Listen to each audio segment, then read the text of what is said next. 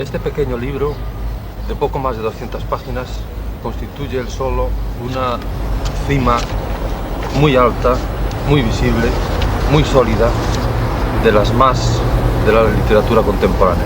Desde luego lo es, a mi juicio, de la literatura actual en lengua castellana, en lengua española.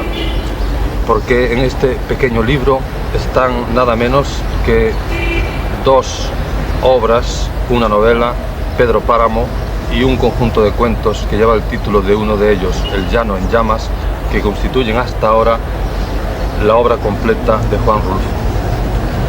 Juan Rulfo, tenemos la ocasión felicísima de poder charlar con usted personalmente, de poder verle, de poder escucharle, después de haberle leído y releído con fervor y con asombro. Nos felicitamos por ello y vamos a hablar de su obra en este jardín de Televisión Española en Las Palmas de Gran Canaria, donde nos encontramos en el momento en que se celebra el primer Congreso Internacional de Escritores de Lengua Española.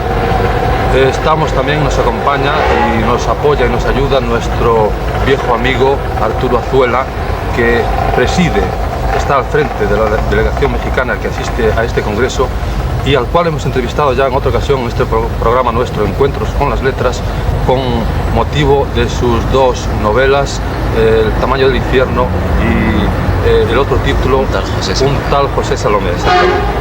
Pero vamos a hablar de Rulfo y con Rulfo, vamos a hablar con el máximo representante, el maestro indiscutible de los narradores actuales.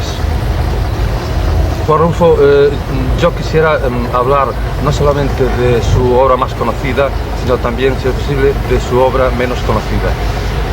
Y empezando por la más conocida, yo me atrevería a preguntarle, conociendo la depuración a que usted somete constantemente sus textos y conociendo el rigor de su arte literario y la vocación de perfección que tiene, yo me atrevo a hacerle una primera pregunta en el sentido de si para usted también, para mí sí, y que pienso que para los lectores también, si para usted también la escritura de Pedro Páramo y de El Llano en Llamas ha acabado. Bueno, es decir, el texto de Pedro Páramo y El Llano en Llamas están liquidados.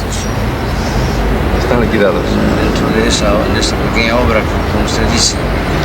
Pequeña gran obra, pequeño libro, pequeño gran libro. Sí. Pero no quiere decir que yo haya abandonado la literatura, ¿no? No es quizá lo que vaya a ser yo únicamente. Bien, yo se lo decía porque, por ejemplo, tengo entendido que la versión francesa de Pedro Páramo apareció un poco más amplia que la versión original. No sé si es cierto. Bueno, es que le añadieron unos cuentos, nada más. La versión primera, la que hicieron en 1960, añadieron unas historias cortas, unos cuentos del Llano en Llamas. Ajá. Por eso es que es un poco más voluminosa. Pero la actual, la que acaba de salir, es exclusivamente Pedro Páramo. Sí, sí. Pero aún así publicados ya estos, tú de cuando en cuando no los corriges, aunque sea alguna palabra, una frase. Bueno, actualmente está en corrección. Se va a hacer una edición nueva para esta editorial, para el Fondo de Cultura Económica, en donde se va a corregir totalmente el libro. ¿En qué consisten esas correcciones? Bueno, en algunos errores que tiene, errores gramaticales, errores de tipografía, errores de imprenta, más que nada, ¿no? No son palabras que falten o que sobren, sino simplemente ha habido errores de imprenta. Los hay. Sí, suele haberlo, sí. Sí. Yo iba en cierto modo por otra línea, en el sentido de que pienso que desde sus comienzos como escritor me parece que usted ha sometido a una durísima prueba, a una gran depuración toda su obra, desde la primera novela, El hijo del desaliento, jamás publicada, hasta ahora. Y sí. En cuanto al hijo del desaliento, que por fin hemos podido tener la oportunidad de leer un trozo, tal vez sea el único que existe, un pedazo de noche que se ha publicado en esta antología personal que salió el año pasado en México. Un pedazo de noche es el único fragmento que tenemos de esa novela. Es el único, sí. ¿Usted la destruyó, la perdió? No, la destruí. La destruí porque nunca estuve satisfecho con ella. ¿Y conservó este capítulo? Sí, bueno, ese capítulo no lo conservé yo, lo conservó Juan Rejano. Yo se lo había dado a él para que lo publicara en una revista que cuando llegaron los refugiados españoles a México, publicaron, que se llamaba Romance. Sí. Y me había pedido un texto, Juan Rejano, yo le entregué este pequeño fragmento, ¿no? Y nunca lo publicaron por malo. Entonces, sin embargo, últimamente, un poco antes de morir, Juan Rejano me lo entregó. Y el destino de otro cuento que tampoco había aparecido, pues yo no lo conocía, en la colección de Llano en Llamas. La vida no es muy seria en sus cosas, a pesar de ser una frase que le va bien, le conviene a todos sus cuentos, a toda su obra. Este cuento no había sido publicado hasta aparecer en esta antología. Bueno, había sido publicado en una revista en el año 40 y tantos. Una revista, sí, una revista muy mala. Que el cuento es malo. No. El cuento en sí es malo. Y la revista para la cual se los di era una revista que se llamaba Tribuna de la Democracia. Entonces, no me interesó que fuera bueno o malo, sino que ellos querían sacar una colaboración. Y les entregué este cuento. Y pues como para quitármelos de encima. Y hasta ahora lo que lo recuperó Ruffinelli, lo volvió a publicar, dándole cierta importancia, pero para mí no tiene importancia. Bueno, todo lo que usted escribe y todo lo que se conserva tiene mucha importancia. Este cuento yo le daba gracias a Dios de que hubiera desaparecido. ¿Sí? Que no se encontrara en ninguna parte, pero no sé cómo fue a dar este hombre con Entonces debemos ese pensar... panfleto, porque era un panfleto, no era una revista, era un panfleto, se llamaba así, Tribuna de la Democracia. Debemos pensar que nos vamos a encontrar entonces nuevos originales perdidos de Rulfo. Pues todavía andan dos o tres por ahí perdidos, pero no creo que los encuentren ya, ¿no? Unos que salió en una revista que se llama Cuadernos Médicos, revistas muy especializadas, otro en una revista industrial, de carácter industrial. Pues no se fíe usted, porque todos los estudiosos de su obra, americanos, norteamericanos, europeos, los encontrarán. Ojalá que no. Pero aún así creo que sí te llevó muchos años escribir Pedro Páramo, ¿no? Bueno, Pedro no me llevó muchos años escribirlo, me llevó años desarrollarlo, es decir, mentalmente yo lo tenía hecho. Quizá tardé 10 años en lo que llamaríamos gestarlo, ¿no? Lo tenía yo en la cabeza, completo, terminado, pero no lo había escrito. No solo lo escribí antes que el Llano en Llamas. No lo escribí, lo tenía hecho antes que el Llano en Llamas. Pero me faltaba la forma más bien, para desarrollarlo. Entonces me dediqué a escribir el Llano en Llamas como un ejercicio, una serie de ejercicios, ¿no? Entonces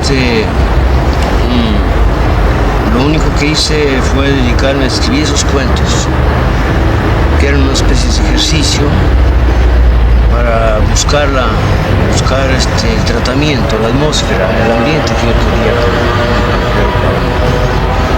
Me lo dio un cuento que se llama Lubina. Cuando yo escribí Lubina, entonces enseguida noté que había cierta conexión con lo que yo tenía pensado hacer con Pedro Páramo. Lubina, aunque no aparece al final del libro, es de los últimos cuentos que yo escribí. Después de eso ya entré con Pedro Páramo, ya a escribirlo, ¿no? Formalmente, ¿no? Yo tenía entendido que había un ensayo, un origen de Pedro Páramo en un cuento titulado así, un cuento, en que aparece algo del clima de la atmósfera y algo de algunas personas, pero con nombres cambiados. Si no, fue es un monólogo. Un monólogo y la razón de este monólogo fue precisamente esto, de que el autor casi no interviene, si no interviene para nada el autor. Entonces mi idea era esa, que el autor, yo tenía planeado el libro, más o menos, digo mentalmente, ¿no? Tenía planeado con explicaciones, elucubraciones, divagaciones, explicaciones, una serie de cosas que se supone caben en cualquier novela, ¿no? Entonces cuando yo lo empecé a escribir, intenté evitar todas esas cosas. Y naturalmente que no lo hice así, lo escribí de corrido.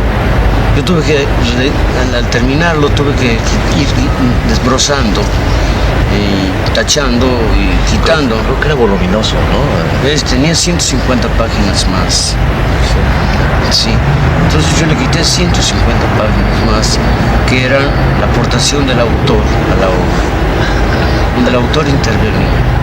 Entonces los personajes estaban manipulados por el autor.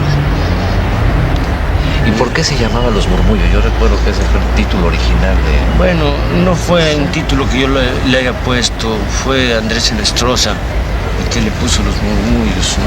Pero salieron fragmentos en varias revistas, recuerdo. Sí. Antes de que saliera con ya. Con ese título, sí. Sí. Pero no fui yo quien le puso ese título. Desde un principio intenté llamarlo Pedro Páramo, porque era un nombre simbólico. Y es que además son dos palabras que tienen como resonancias minerales y de Sí. cierta esterilidad y de tierra. Tienen carga telúrica, ¿verdad? Y hay hay una denominación del pueblo, Comala, que creo que tiene también un significado También es simbólico. Sí. simbólico. Comala es una rueda de cerámica que ponen sobre las brasas de la tierra para calentar las tortillas. Comal. Entonces es el femenino de Comal. Sobre las brasas de la tierra. Un pueblo Un pueblo que estaba sobre las fantasmal brasas. que se llama así, además, sobre las brasas, ya es de por sí muy significativo. Juan Rulfo, parece que se apuntan algunas influencias literarias en la literatura nórdica, en Faulkner, por ejemplo, pero pueden existir o no, pero yo pienso que la influencia, no literaria, pero todo lo que está en Juan Rulfo proviene de la tierra caliente, de su origen. Efectivamente, sí.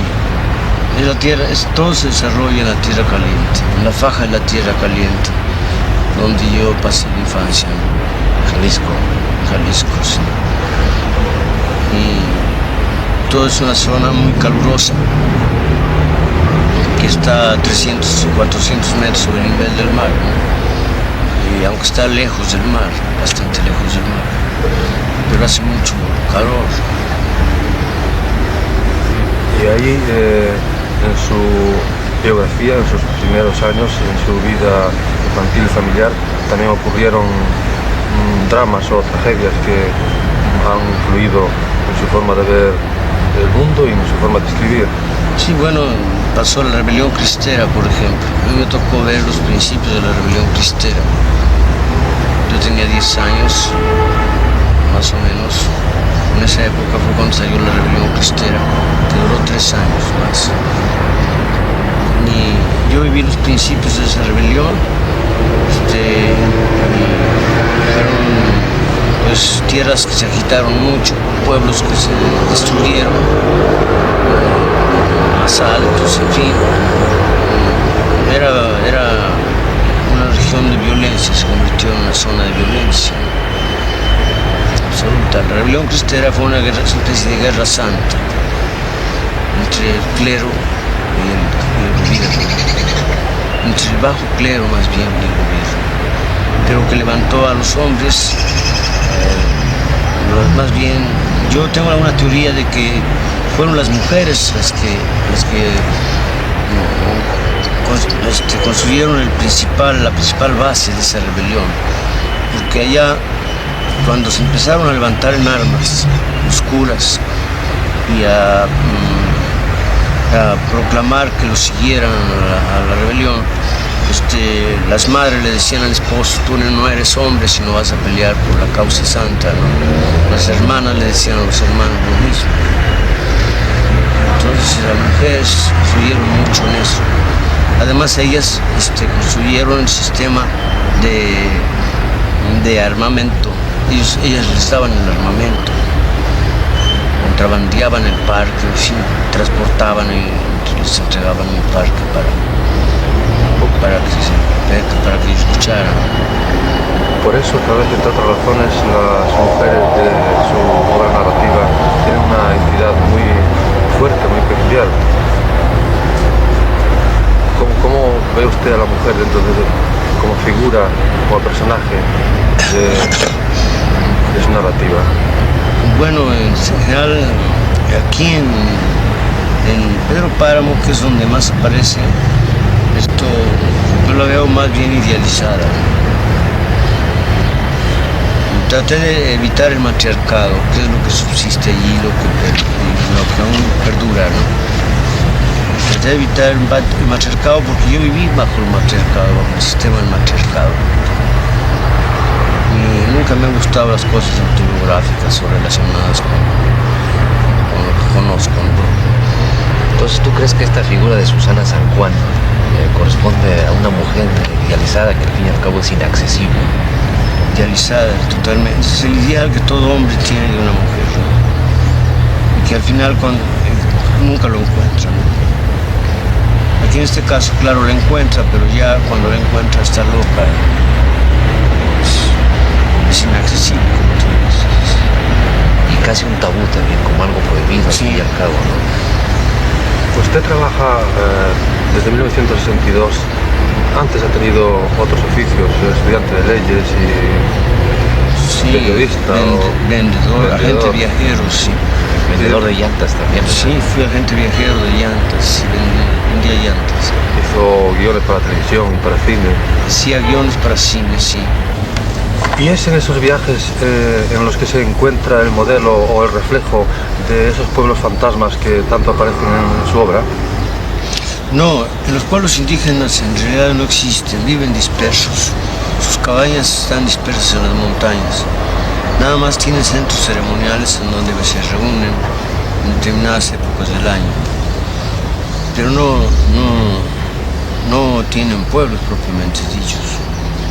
No, estos pueblos son criollos. Los pueblos de Jalisco. Son los pueblos de Jalisco. Eran pueblos formales de 7, 8 mil habitantes, que hoy no tienen 200, 300 habitantes. Esos viajes tal vez entonces resulte que los hace más el antropólogo que el escritor, que el literato, que el narrador. Sí, en realidad yo voy por el instituto a los centros coordinadores con el fin de recabar información para los estudios de antropología que hacemos. Y de ahí, de alguna manera, también sale el lenguaje. Lenguaje. No, porque los indígenas no hablan español. Son monolingües. Bien, claro, no de los indígenas, sino Sí. de los viajes por el pueblo, las tierras, el pueblo mexicano. Es decir, es que su lenguaje es un lenguaje popular, muy estilizado, pero muy, muy popular. Sí, pero más bien está ubicado en las ciertas regiones del occidente del país, no en los pueblos indígenas. Por cierto, la zona mestiza, sí. Yo siempre he pensado esto, Juan, que se puede hablar en México, no sé, tú me podrás corregir, de una literatura jalisciense.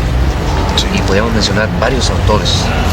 El caso de Rojas González, el caso de Mariana Azuela, el caso de Juan José Arriola, de Agustín Yáñez, y viene luego el caso de Juan Rulfo, ¿no? Yo creo que tu lenguaje, este lenguaje extraordinario, fundamentalmente de esta zona que podríamos llamar criolla, es algo así como un zumo, ¿no? Zumo, como dicen en España. de esta larga trayectoria de escritores jaliscienses. ¿Tú has pensado en eso? ¿Crees que fue nada más fundamentalmente sacar de tus experiencias de infancia, de adolescencia, de familia?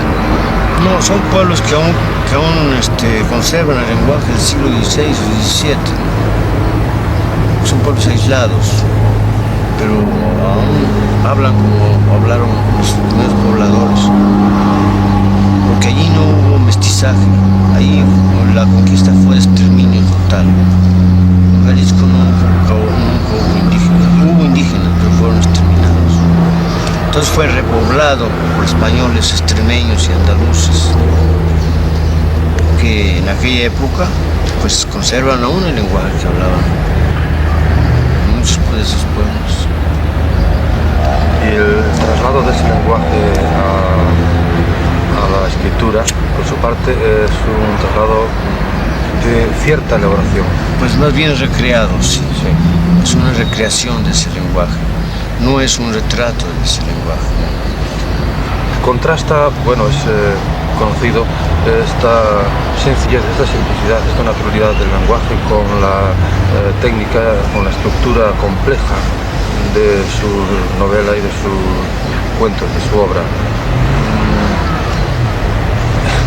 Es un contraste demasiado notable como para que no lo comentemos. Bueno, el lenguaje coloquial posiblemente sí sea el mismo, ¿no? Pero no está, como le digo, no está totalmente transcrito. Y en cuanto a esa elaboración a veces laberíntica y con diversas perspectivas, planos temporales diversos, personajes que hay que identificar, combinaciones de lo real con lo irreal, lo fantástico con lo no fantástico, esto exige en Rulfo una gran elaboración y una elaboración casi científica, o es más espontáneo. No, fue una cosa intencional. Fue una estructura un poco así cortada con el fin de dejar al lector colaborar con el autor. Como le decía yo antes, yo eliminé las elucubraciones y divagaciones, explicaciones que había dentro del libro y dejé hilos colgando, que esos son silencios que el lector debe llenar. Él puede dar la interpretación que guste. Por eso es que tiene varias interpretaciones. Y tiene también la característica de que hay que leerlo 2 o 3 veces para entenderlo. La primera vez no se entiende. Hay que saber casi lo que pasa para luego saber lo que pasa. Exacto. Sí. A usted le adjudicamos ser, de cierto modo, el iniciador del realismo mágico, como transformador del realismo, llamémosle clásico. ¿Usted acepta este camino de innovador, este papel de innovador? Bueno, no, en realidad nunca me he colocado en ninguna corriente ni... El realismo mágico fue una cosa inventada por Miguel Ángel Asturias, ¿no? Donde mezclaba, hacía un sincretismo entre la mitología indígena y las creencias cristianas. Pero no... él fue el que inventó esa frase, el realismo mágico. Como de alguna manera hay que llamar a las cosas y a los estilos, pues... Seguramente, sí. Pero no entiendo yo hasta ahorita. Creo que el realismo mágico es una mezcla de la mitología indígena con las creencias cristianas. Porque el indígena quedó, es decir, el mestizo quedó a mitad del camino. No fue ni totalmente cristianizado, ¿verdad? Ni fue extirpado totalmente del paganismo. Entonces mezcla las dos cosas. Sus ritos son medios paganos, medios cristianos. La Virgen de Guadalupe no es más que un sustituto de una diosa azteca, ¿no? Bueno, pues en esa misma forma, así está sustituido todo, ¿no? Entonces, el ritual es un sincretismo, sincrético. Entonces, tal vez este tipo de literatura o esta adscripción a este estilo pueda darse más o pueda darse exclusivamente en algunos países de Latinoamérica. Sí, en los países indoamericanos, en Mesoamérica se da. ¿Usted en este punto, en este sentido, tiene continuadores o imitadores? No, ¿Le parece? no creo, al menos no los he encontrado. ¿Piensa que tal vez podríamos hacer ya, bueno, un pequeño balance acerca de ese estallido de la novelística latinoamericana que tuvo tanto eco en Europa, desde luego, y también en América, supongo, pues los años 60 y parte de los 70? ¿Podríamos hacer un balance de ese boom? No quería emplear esta palabra. Sí.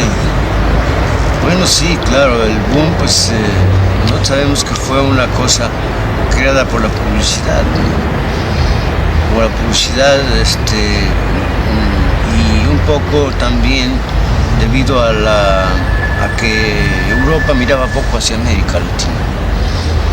De pronto la revolución cubana les hizo notar que existía América Latina. Entonces de ahí también nos hizo encontrar que había escritores latinoamericanos. Pero fue Barcelona la que creó el boom. No fueron los escritores latinoamericanos. Antes del boom había muchos muy buenos escritores como Juan Carlos Onetti. Yo creo que sí.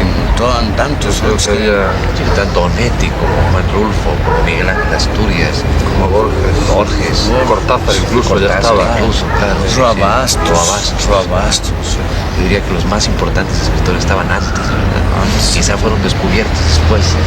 Claro, en Europa no estaban antes. De todas formas, me imagino que fue un fenómeno interesante en cuanto al conocimiento, a la amplitud del conocimiento que dio a algunos de estos autores. Pero dejémoslos a ellos y volvamos a Juan Rulfo. ¿Le parece que hablemos de este libro, esta novela, que es un tanto mitológica ya, que usted estaba o está escribiendo, Las Cordilleras? Bueno, efectivamente, yo casi terminé esa novela, pero pues la destruí porque no llenaba los requisitos que quería.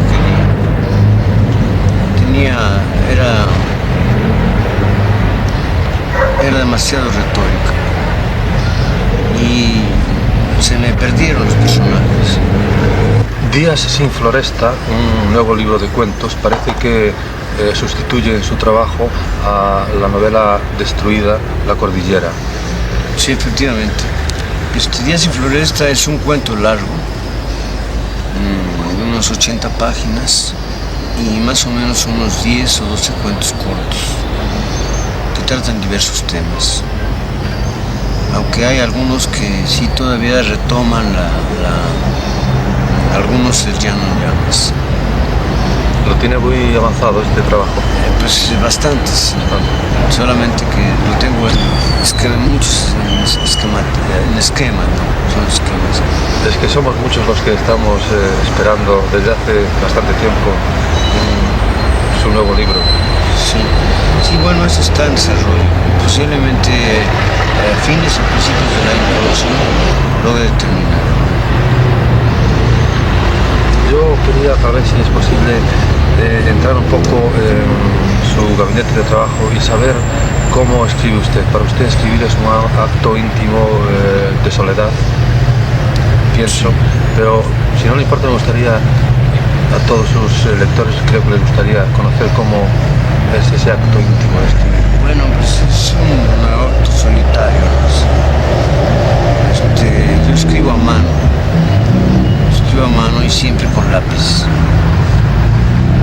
El bolígrafo lo uso exclusivamente cuando voy a pasar en limpio, escrito borrador. Y ya uso la máquina de escribir para corregir y pulir, en fin, la historia. O sea que usted mismo hace 3 escrituras, por lo menos, del mismo libro. Sí. Yo quería no dejar de hablar del momento en que usted dirigía, en el año 59 y 60, esta colección de discos, Voz Viva de México, que se creó para recoger, para que no se perdieran voces, canciones y discursos de la revolución, tengo entendido. No, se trataba de recuperar en este caso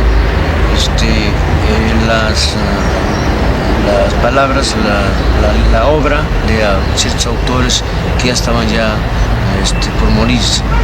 Ya. Nos veían entrar con las cámaras y con los aparatos de sonido y nos decían que ya nos vamos a morir. Entonces tratábamos de buscar, precisamente por eso grabamos primero personas que a veces se nos morían a la semana siguiente.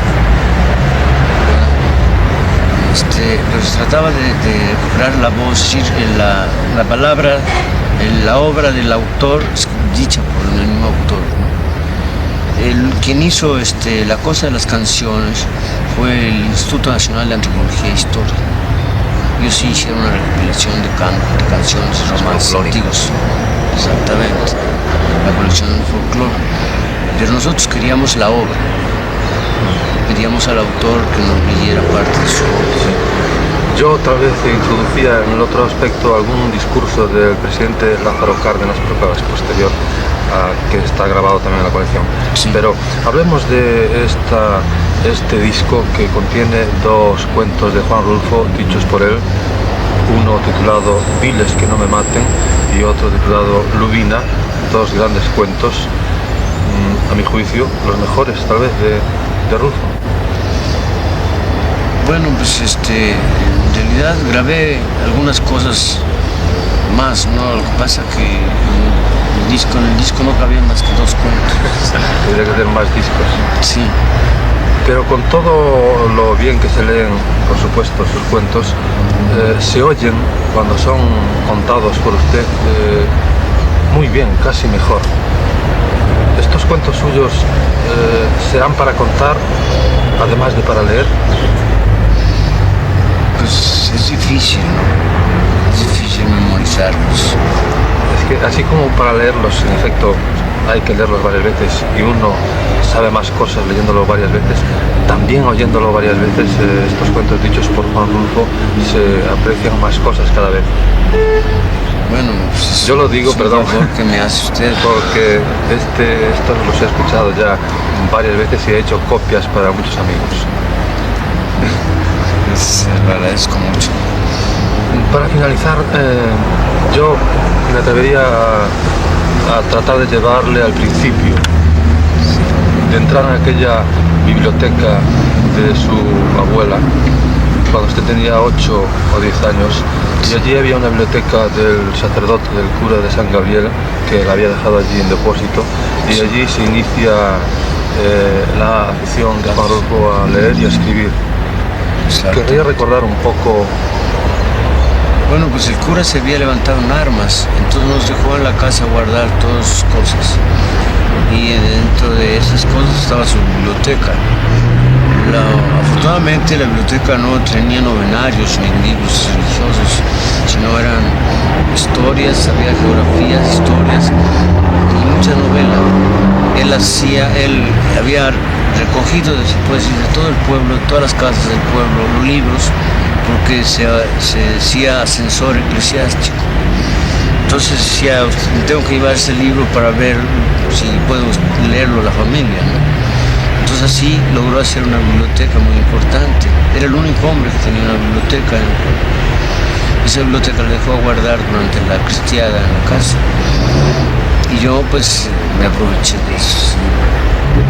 Para leer todo lo que había allí, hasta el índice papal, ¿no? De los libros prohibidos. A lo mejor si este cura llega a saber que iba a fructificar también, igual no le hubiera dejado la biblioteca a su abuela. Sí. Porque es que estos censores siguen existiendo, pero Sí. pasemos a... Juan Rulfo, nosotros en este programa cultural Encuentros con las Letras tenemos un espacio que se llama Biblioteca Básica, en la que figuran los libros de las personas que nosotros entrevistamos. Por supuesto, sus libros figuran desde el comienzo de esta biblioteca, por supuesto. Pero yo le pediría, si quiere, que nos orientara, nos dijera, a nuestros espectadores, que nos dijera pues unos cuantos títulos que usted considere básicos que deba tener pues un hombre de cultura media, un universitario que termine su carrera. Sí, pues yo le recomendaría en realidad no una recomendación así, sino yo creo que la literatura rusa, algunos de la ahora época presoviética, y la literatura nórdica, tienen autores fundamentales, ¿no? A mí me gustaba mucho, y lo reconozco, que las influencias más grandes que yo he tenido ha sido Knut Hamsun, después Jan John y Ramin.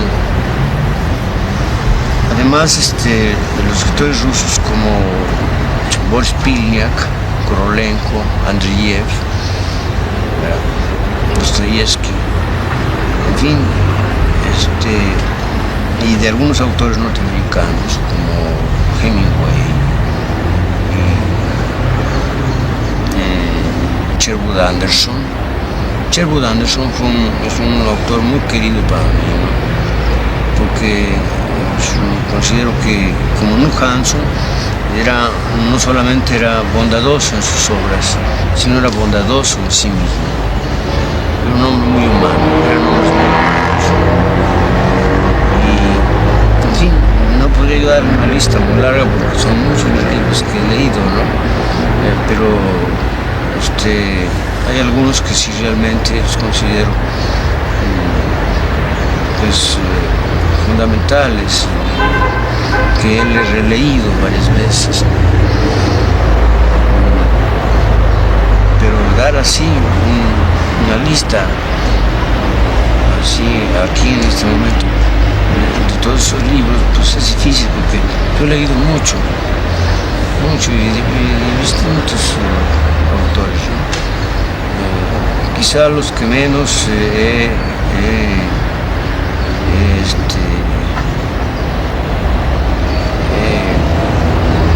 tomado en consideración ha sido a los autores franceses. A los modernos incluidos, los actuales.